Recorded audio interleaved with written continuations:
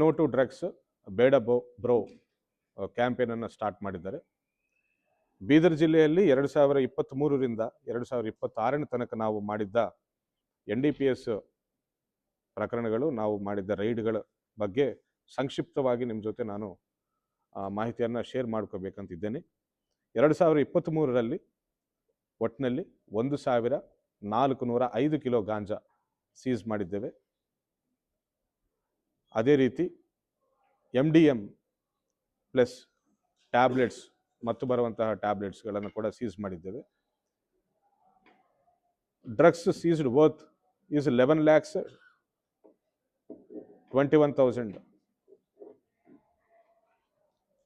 crores 21,000 ಇತ್ತು. ಅದೇ ರೀತಿ 2024 ಒಟ್ಟು 24 ಪ್ರಕರಣಗಳಲ್ಲಿ 734 ಕಿಲೋ ಗಾಂಜಾನ ನಾವು ಸೀಸ್ ಮಾಡಿದ್ದೇವೆ. ಅದೇ ರೀತಿ MDMA ಹಾಗೂ ಟ್ಯಾಬ್ಲೆಟ್ಸ್ ಕೊಕೈನ್ ಕೂಡ ಆ ವರ್ಷ ಸೀಸ್ ಮಾಡಿದ್ದೇವೆ. Worth 5 crores 33,75,000.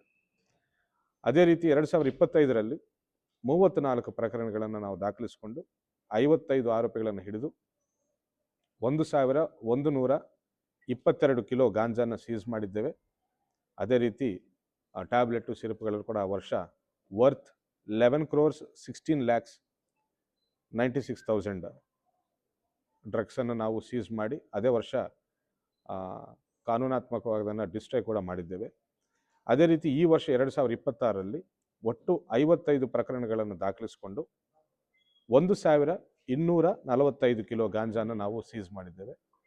ಅದೇ ರೀತಿ MDMA 6 grams ಟ್ಯಾಬ್ಲೆಟ್ಸ್ ಕೂಡ ಸೀಸ್ ಮಾಡಲಾಗಿದೆ. 1,20,00,000 ವರ್ತ್ ನಾರ್ಕೋಟಿಕ್ಸನ್ನು ಈ ವರ್ಷ ನಾವು ವಶಕ್ಕೆ ಪಡೆದು 37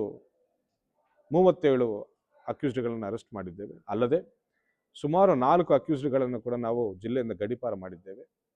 ಇದೆಲ್ಲ ಕೂಡ ನಾವು ಮಾಡುವ ಉದ್ದೇಶ ಬೀದರ್ ಜಿಲ್ಲೆಯನ್ನು ಹಾಗೂ ಕರ್ನಾಟಕ ರಾಜ್ಯವನ್ನು ನಶೆ ಮುಕ್ತ ಮಾಡಲು ನಮ್ಮ ಗೃಹ ಮಂತ್ರಿಗಳು DG ಸಾಹೇಬರ ಅಧ್ಯಕ್ಷತೆಯಲ್ಲಿ ನೇತೃತ್ವದಲ್ಲಿ ಇದೆಲ್ಲ ನಾವು ಕಾರ್ಯಾಚರಣೆ ಮಾಡ್ತಾ ಇದ್ದೇವೆ ಅಂತ ಹೇಳ್ತಾ ಇದ್ದೇವೆ.